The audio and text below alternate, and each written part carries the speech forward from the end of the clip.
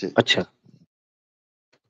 ठीक हो गया मैं भाई। कुछ पूछ जी, वेलकम जी, करते हैं। जी, क्रिस्टन भाई आपको वेलकम करते हैं। जी। शुक्रिया, शुक्रिया भाईजान, शुक्रिया। जी भाई, मैं हुक्म। ये जानना चाह रहा था भाईजान, जो गुनाह गुनाह जो है, वो उसके बारे में मैं आपसे जानना चाह रहा था कि गुनाह और गुनाह की माफ़ी कैसे मिल सकती हुँ, है?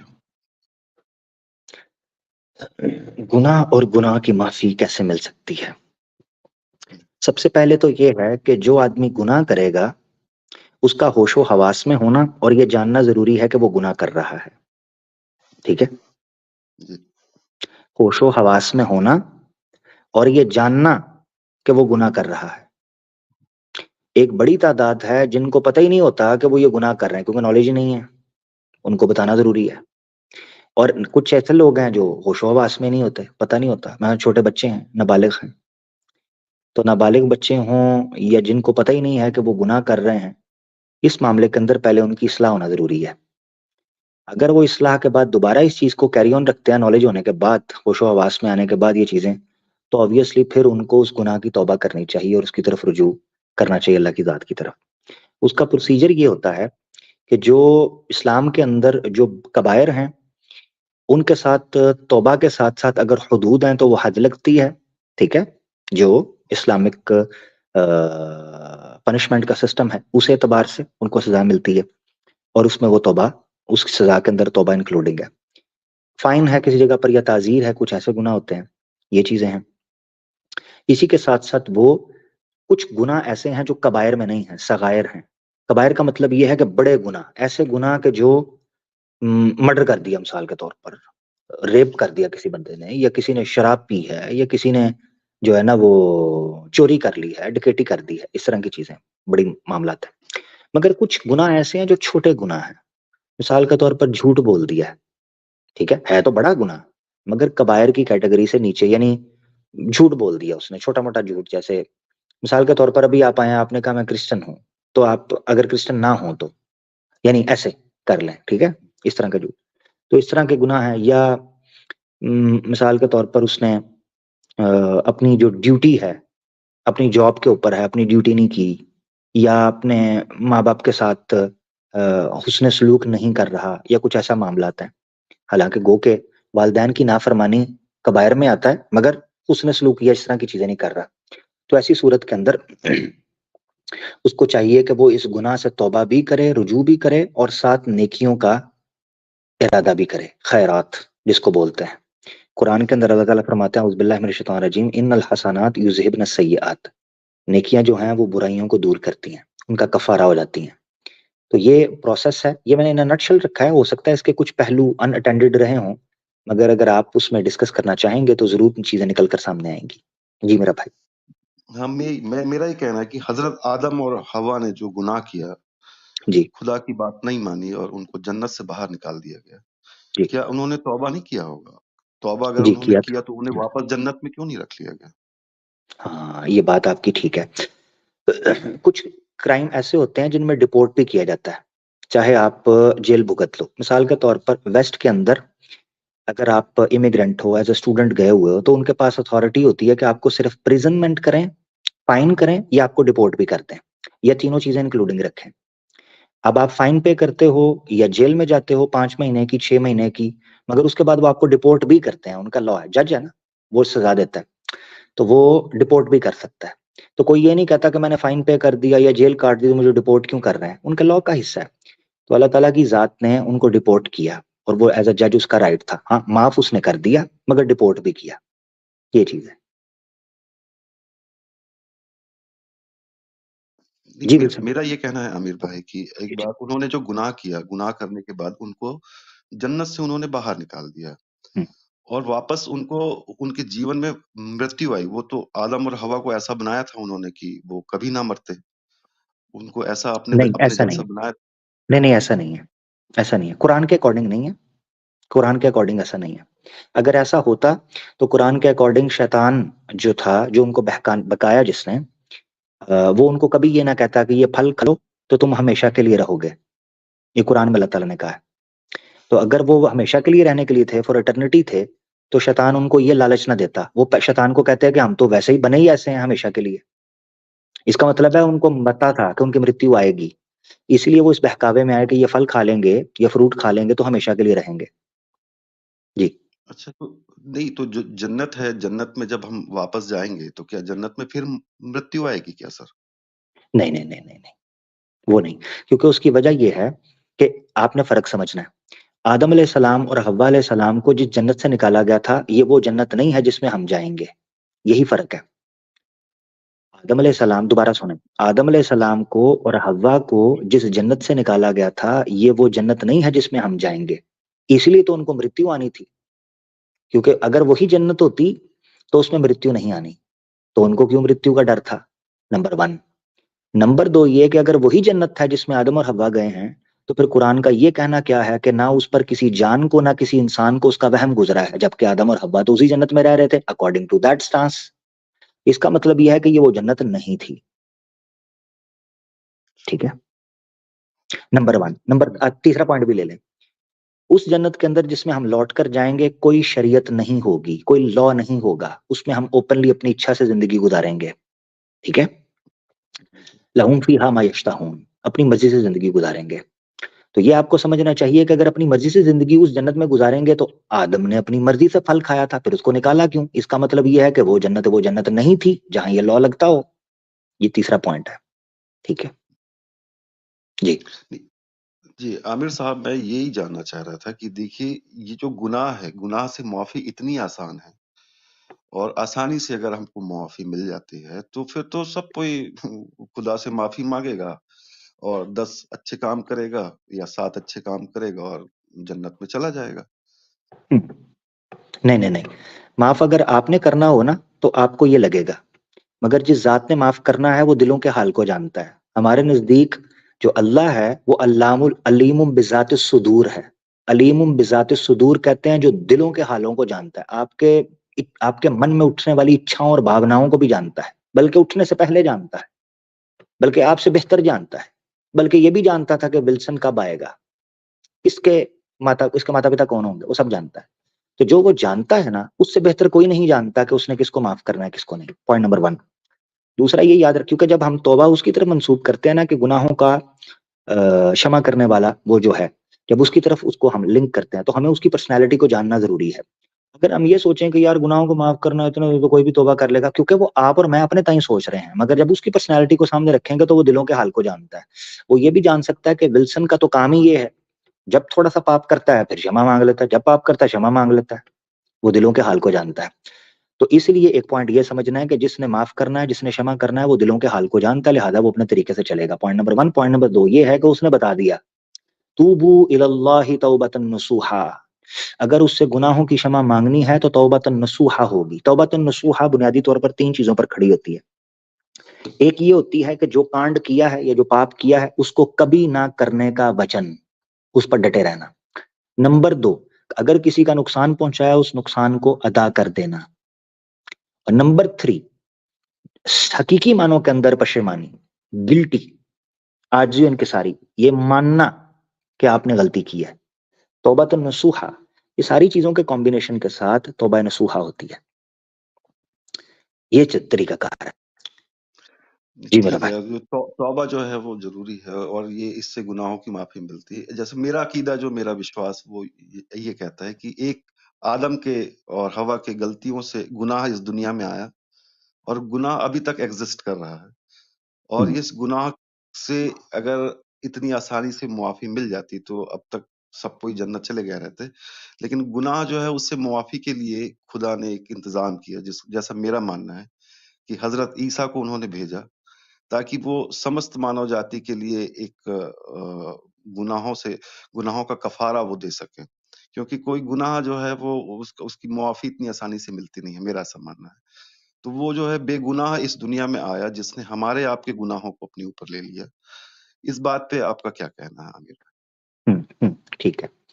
यानी गुनाहों की माफी आसानी से नहीं मिलती, ऐसे ही है। हुँ, मेरा यही मानना है कि अगर ऐसे ही मिलती, तो हज़रत आदम और हव्वा वापस जन्नत में चले जाते। हम्म, पहले तो आपने ये समझना है कि वो वापस जन्नत में उसी में नहीं आए थे, ये हमारा मानना है, मगर मैं आपके जो आर्ग्यूमेंट है उसको लेकर चल रहा हूँ। ठीक हो गया ना विल्सन भाई, आपके आर्ग्यूमेंट जी, जी। आपको तो आसानी से मिल गई, ना आपको सूली पे टांगा गया, ना आपके कील ठोके गए, ना आपको कांटों का हार पहनाया गया, ना आपको यरूशलेम बैतलहम की गलियों में घसीटा गया, ना आपकी माता जी के साथ जो जुल्म हुए वो हुए, ना आपके कपड़े फाड़े गए, ना आपके मुंह पर थूका गया, ना आपको चोरों के साथ सूली पर चढ़ाया गया। और एक विल्सन भाई जो अपनी भाषा से मुझे इंडिया के लग रहे हैं, इतने हजारों साल बाद आकर कह रहे हैं कि आसानी से नहीं मिली। नहीं, मुआफ़ी जो है अभी भी वही जो आप सिस्टम बता रहे हैं मेरे भाई, वो ठीक है, कि आपको तौबा करना ज़रूरी है। बिना तौबा क्या तौबा है? किए तौबा के कॉन्सेप्ट को उसी तरह समझा है जिस तरह मैं समझाना चाह रहा हूँ। मैंने समझ लिया मेरे भाई कि तौबा जो हम है वो पूरी तरीके से गुनाहों से। आपकी तौबा ज्यादा आसान है या हमारी तौबा? आपकी तौबा। हमारी तौबा नहीं, मुश्किल है। आप कह रहे हैं इतनी तौबा आसानी से मिल जाएगी। आपकी तौबा ज्यादा आसान है, हमारी तौबा खुदा मुश्किल है। अगर तौबा खुदा के की मुश्किल मोहब्बत। होने से आपने चीजों को जज करना है तो हमारी तौबा ज्यादा मुश्किल है। उसकी वजह यह है कि हमें बार बार तौबा करनी है, हर बार तौबा करनी है और अपनी इस्लाह करते रहना है। और हमने हर शख्स ने अपने अपने आप को मसूल ठहराना है। नहीं, देखिए मेरा ये कहना है कि जो हज़रत ईसा ने जो बताया वहाँ पे सलीब में, उसने ये बताया कि देखो, लोग तुम्हारे साथ कितना बुरा कर सकते हैं। लोग तुमको मारेंगे, पीटेंगे, जिंदा जलाएँगे, जैसा भी करेंगे, लेकिन तुम्हें क्या कहना है कि हे पिता, हे खुदावंद खुदा, इनको क्षमा कर दे, इनको माफ़ कर दे। आपको कोई मारे, पीटे, मार डाले, फिर भी आपके मुँह से ये निकले कि हे खुदा, इनको क्षमा कर दे, हे पिता, इनको क्षमा कर दे, ये मोहब्बत है। इस मोहब्बत को अगर जब तक तुम अपने अंदर नहीं लाओगे, तब तक तुम जन्नत में जाने के लायक नहीं बनोगे। नहीं, उनका आप कहना मुझे ये ये है। बताएं, ठीक है, मुझे ये बताएं, एक तरफ मोहब्बत है हुँ, और एक तरफ क्षमा करना है। हुँ। आप दोनों में से किसको चूज करेंगे? मोहब्बत का ही दूसरा एक पार्ट है क्षमा करना। क्षमा करना, वेरी गुड। पापों को क्षमा करना मोहब्बत का ही पार्ट है, ऐसा ही है। हुँ, तो ईसा अलैहि सलाम को आपके बकौल, हम उनको ईसा नहीं कहते जो बाइबल के अंदर यीशु मसीह हैं, मगर आप चूंकि सम्मान दे रहे हैं तो हम बात कर रहे हैं। कुरान में तो बिल्कुल इसके बरअक्स है ईसा बिन मरियम के लिए, मगर मैं आपके पॉइंट को लेकर चल रहा हूँ। हुँ। तो मेरे नजदीक यीशु मसीह के साथ मोहब्बत नहीं की गई। देखिए, उनके साथ तो उनको ब्लास्फेमी का उनके ऊपर इल्ज़ाम लगा के उनको सलीब पे लटका कुछ दिया भी गया लगाया, यहूदियों के नहीं द्वारा। नहीं, ब्लास्फेमी का इल्जाम नहीं, नहीं नहीं नहीं विल्सन भाई, आपके पापों के लिए चढ़े हैं वो। आपका नहीं, स्टांस ये है। उनको नहीं, जो कॉज़ बताया गया है, जो यहूदी जो उनके ऊपर में इल्ज़ाम लगाया, उन्होंने तो यही नहीं नहीं, इल्ज़ाम यहूदी लगाया कुछ कि भी कहते जो हो, खुदा कहता है। यहूदी कुछ भी कहते हो, यहूदी कुछ भी कहते हो, मगर ईश्वर का प्लान तो कुछ और था ना, यीशु मसीह के जो ईश्वर हैं। हाँ, हाँ, वो आए इसीलिए थे कि वो आप और हमारे लिए वो जो जो जो इब्लीस जिसने आदम और हवा को हरा दिया था, और इब्लीस ने उनको बहकाया और उनके बहकावे में वो आ गए थे, आदम और हवा उसकी बात मान लिए थे, जिसके कारण गुनाह जो है इस दुनिया में आया। तो हज़रत ईसा का आना और उसको शैतान के द्वारा बहकाया जाना, शैतान ने उसको भी बहकाया इब्लीस ने, लेकिन वो नहीं नहीं, उसके आप बात बहकावे लंबी में कर नहीं रहे आया। हैं, वो और वो बात लंबी कर रहे हैं। टू द पॉइंट रहिएगा। मेरा सवाल आपसे ये है, हुँ, मोहब्बत ज्यादा ऊपर है या जस्टिस? दोनों इम्पोर्टेंट हैं, दोनों ऊपर क्या उतना है? ही इम्पोर्टेंट है जितना। हाँ, तो हज़रत ईसा ने, मैं वही बात बता रहा हूँ कि खुदावंद खुदा जो इस दुनिया में ईसा के रूप में आए, ऊपर क्या है? उसने वो ऊपर क्या मोहब्बत है दिखाया मिसाल के कि तौर पर? जी, ऊपर क्या है मैं आपको बताता हुँ, हूँ। दोनों इंपॉर्टेंट है, इसमें कोई शक नहीं है, मगर एक मौका आता है, एक जज है, वो जज देखता है मेरा बेटा ये गलती कर रहा है, ये हो रहा है, वो हो रहा है, फलाना हो रहा है, ढिमकाना हो रहा है। अब वो उससे मोहब्बत करता है, मगर उसको अपनी ड्यूटी भी पूरी करनी है। तो वो मोहब्बत को ऊपर रखेगा या अपनी ड्यूटी को, जस्टिस को? देखिए, वहाँ पे वो जस्टिस भी करेगा, और जब वो अपनी मोहब्बत दिखाना होगा, तो वो मनुष्य बन के वो नीचे आके हमारे ये क्या आपके बात हुई? गुनाहों ये के लिए मेरे अपनी सवाल का जान दे जवाब देगा। नहीं, ये मेरे सवाल का जवाब नहीं, मेरे सवाल का जवाब नहीं, ये आप एक्स्ट्रा इन्फॉर्मेशन दे रहे हैं। मैं ये कह रहा हूँ, जस्टिस करेगा या मोहब्बत करेगा उस सिचुएशन में? मैं उसी बात को अमीर भाई समझाने की कोशिश कर रहा हूँ। मान लीजिए मैं जज हूँ और मेरा बेटा गुनहगार है, हम्म, और उसने चोरी किया है, और हम्म। मैं जज की चेयर में बैठा हुआ हूँ। तो मैंने बोला कि मेरा बेटा जो है वो चोरी का इल्ज़ाम में सही पाया गया है, इसको एक लाख रुपए का इसका जुर्माना जो है उसको देना पड़ेगा। अब मैं जज की चेयर से नीचे उतरता हूँ और जाके एक बाप का रोल अदा करता हूँ कि अपने बेटे का जो 1 लाख रुपए का जुर्माना है वो मैं अदा कर देता ठीक है, जिस वक्त जस्टिस करते हुए 1 लाख का फाइन ठोक रहे थे उस वक्त आप उसके बाप थे या नहीं? हूँ। उस समय मैं जज था। बाप थे या नहीं? उस समय मैं बाप का रोल अगर बाप रहता तो मैं उसी समय माफ कर दिया रहता। उस समय मैं जज था इसलिए हाँ, आपको मैंने कहा। इसका मतलब ये है कि जस्टिस मोहब्बत से ऊपर है, क्योंकि जब जस्टिस की बात आई तो बाप का रोल ब्लर हो गया, फेड हो गया। मैं आपसे यह जानना चाह रहा हूं, अब सुनिएगा सिचुएशन को। मैं ये जानना चाह रहा हूं हुँ।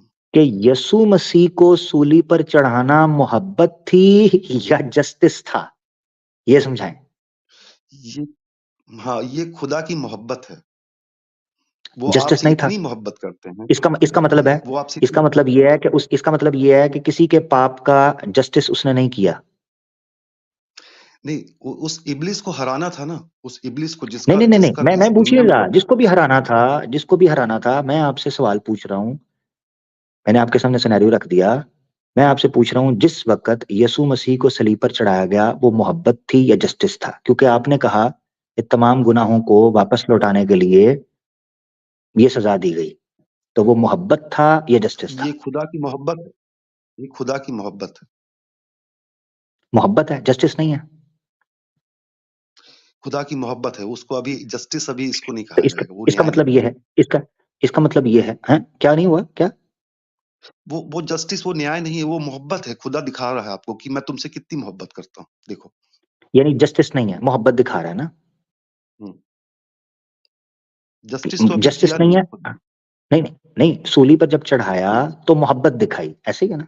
हुँ, हुँ। हम्म। तो सूली पर चढ़ने से जो गुनाह माफ होकर जस्टिस होना था वो तो हुआ ही नहीं, क्योंकि मोहब्बत हुई, जस्टिस तो हुआ नहीं। नहीं, उसने उस इब्लीस ने बहुत कोशिश की हज़रत ईसा से गुनाह कराने की, लेकिन वो गुनाह करा नहीं नहीं, नहीं मैं पाया। मैं नहीं नहीं नहीं नहीं, मैं उधर पूछ रहा हूँ। हुँ, मैं नहीं आप मुझे आगे लेकर चल रहे हैं, अगली स्टोरी में लेकर जा रहे हैं, बल्कि पीछे लेकर जा रहे हैं। मैं आपको क्लाइमैक्स पर लेकर जा रहा नहीं हूँ। हज़ या तो यीशु नहीं मसीह का सूली हज़रत पर चढ़ना, सुने जरा, यीशु मसीह का, विल्सन भाई, हुँ, सूली पर चढ़ना या मोहब्बत होगा या जस्टिस होगा। सिनेरियो मैंने पहले आपके सामने रख दिया। आपने कहा वो मोहब्बत था, जबकि सूली पर चढ़ाया जाना आपके नजदीक ही ओरिजिनल सिन को रफा करने के लिए, उसको डाइल्यूट करने के लिए, और मनुष्य आदि प्रजा को वापस स्वर्ग ले जाने के लिए वो जस्टिस था, ताकि जितने पापी हुँ। लोग हैं उनके पापों को धोया जा सके। तो वो जस्टिस होना चाहिए, मोहब्बत नहीं।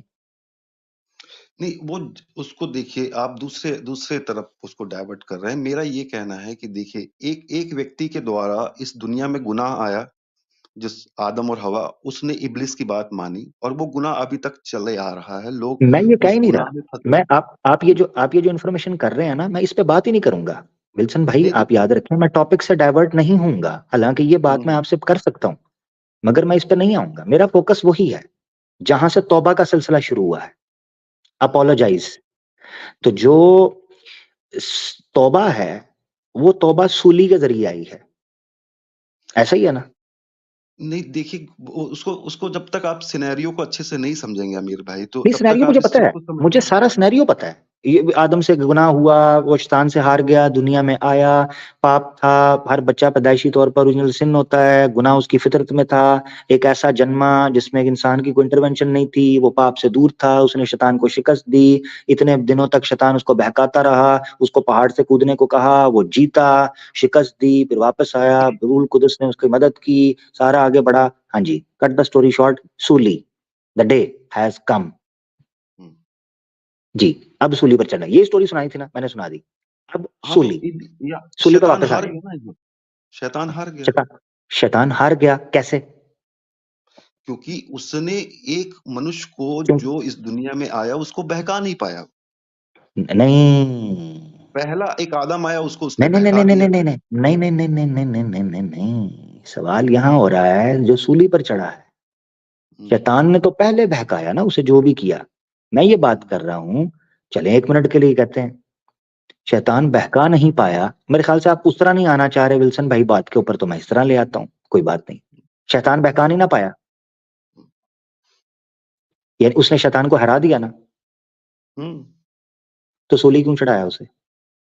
इस सूली पे चढ़ाया जाना ही तो है कि मारना, उसको मार डालते हैं। वो शैतान का ये प्लान है, इसको अगर मार डालेंगे तो सब कुछ खत्म हो जाएगा। तो एक बेगुनाह का कत्ल करना, ये शैतान की सबसे बड़ी हार है। ओ, तो आप तो भी कह रहे थे कि, और गॉस्पेल ऑफ जॉन में लिखा हुआ है कि खुदा ने तुमसे इतनी मोहब्बत की कि उसने अपने पहलूठे को तुम्हारे गुनाहों की खातिर सूली चढ़ा दिया। उसने नहीं चढ़ाया, लोगों ने चढ़ाया। वो आए थे और ये सब नहीं, देखिए सारा खुदा वो का जो प्लान आपने बताया कि उसका प्लान था ना ऊपर वाले का। उसका प्लान प्लान प्लान ये था कि वो आए इस दुनिया में, उन्होंने पैगाम दिया लोगों को कि अपने अपने गुनाहों को मान लो और छोड़ दो।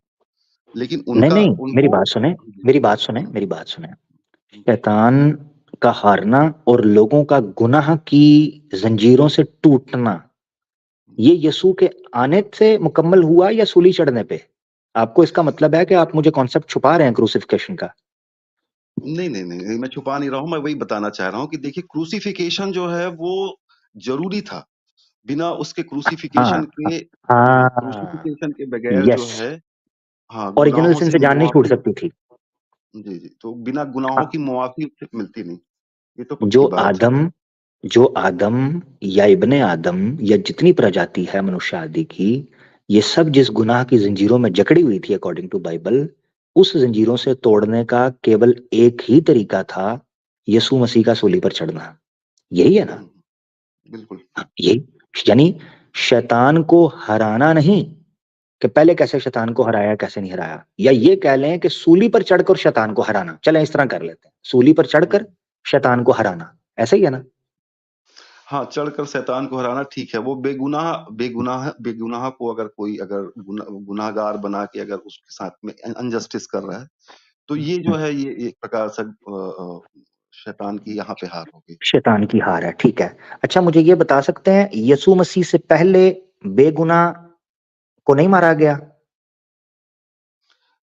देखिए कोई ऐसा क्योंकि व्यक्ति क्योंकि था आप, ही नहीं जो जो बेगुनाह अपने आप को बेगुनाह कहे, ईसा मसीह के नहीं नहीं पहले। नहीं और जी, नहीं नहीं नहीं नहीं नहीं नहीं नहीं, मैं ये नहीं पूछ रहा।